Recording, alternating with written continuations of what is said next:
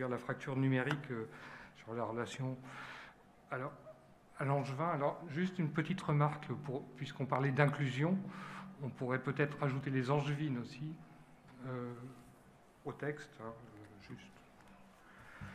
C'est une petite remarque en passant.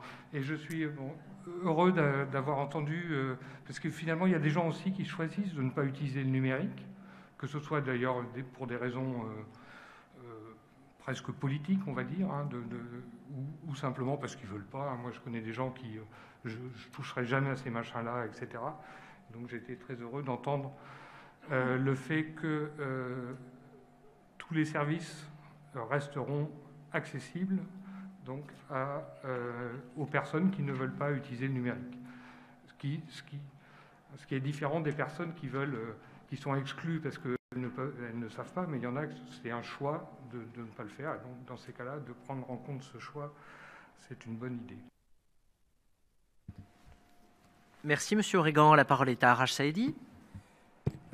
Juste dans la même veine, hein, j'ai été très heureux d'entendre que vous offririez des alternatives à chacune et chacun. Et je voulais juste insister sur enfin, j'espère et j'émets un vœu mais je pense que vous en êtes conscient, le plus souvent possible, cette alternative sera soit téléphone, soit une personne physique, parce que les gens qui ont du mal avec le numérique ont souvent aussi du mal avec le courrier écrit.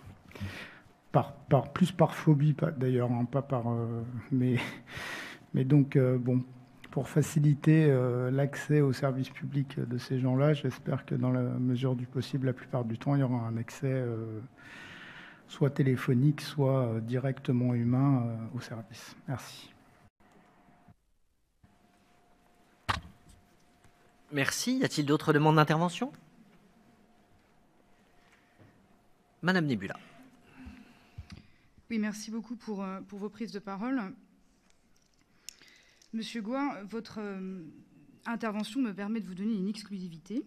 Et je vous remercie pour ça, parce que comme ça, ça me permet d'en faire la promotion. Je tiens dans mes mains un document qui n'est pas encore officiel, qui n'est pas encore annoncé, qui n'est pas encore publié, qui s'appelle l'indice de fragilité numérique.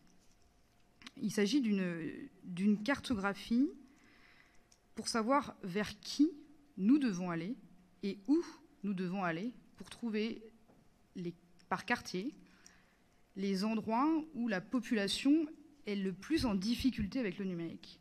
Donc vous avez évoqué le fait que dans ce qu'on présente, il y a effectivement beaucoup de démarches c'est Langevin ou Langevine qui fait la démarche d'aller vers.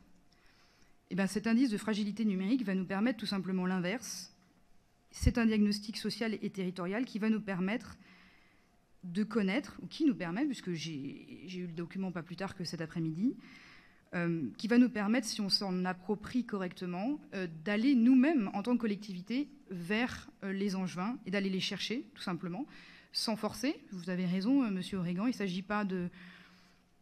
s'agit ni d'aller dans le tout numérique, ni d'aller obliger. Il s'agit tout simplement, à minima, de persévérer sur l'accès aux droits. Vous avez des personnes qui, aujourd'hui, faute de connaissances, de compétences, d'outils, ne peuvent bénéficier des droits sociaux auxquels ils sont censés être bénéficiaires. Et c'est bien ces populations-là qu'on va cibler en premier, avec cet indice de fragilité qui se prend donc par quartier, sur les 10 quartiers de la ville d'Angers. C'est une version bêta, c'est pour ça qu'on doit d'abord bien se l'approprier pour pouvoir commencer à l'utiliser, qui a 4 critères globaux, 2 axes qui sont des critères d'accès, c'est-à-dire d'accès à l'outil, et 2 axes qui sont des accès de compétences, c'est-à-dire compétences administratives, compétences de démarche. Donc c'est ma réponse, Monsieur Goua, c'est que nous n'avons pas simplement l'intention de laisser les Angevins aller vers nous, mais bien aussi d'aller vers eux. Votre prise de parole, Monsieur Aurigan, me fait sourire sur le fait de mettre angevine. Alors pourtant, nous avons mis le parcours de Sophia, et qui s'appelle bien Le point de vue d'une angevine. Et nous avons respecté une forme de parité dans les parcours. Il y a une femme, il y a un homme. Alors est-ce que la relation numérique doit s'appeler à langevin.e.i.s, tout ça Moi, je vais être un petit peu direct avec vous. L'écriture inclusive, c'est pas trop mon truc. Je vais voir ce que je peux faire, mais je vous garantis pas. Mais je vous dis ça sur le ton de la boutade.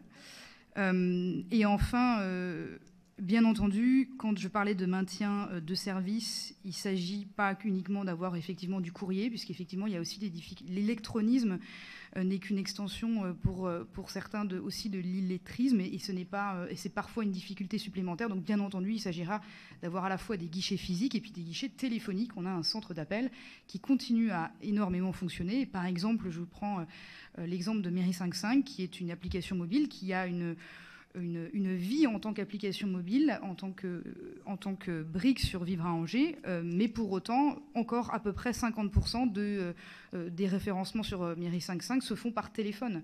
Donc, il n'y a pas de souci là-dessus. Et en tout cas, merci pour votre question et j'espère y avoir répondu.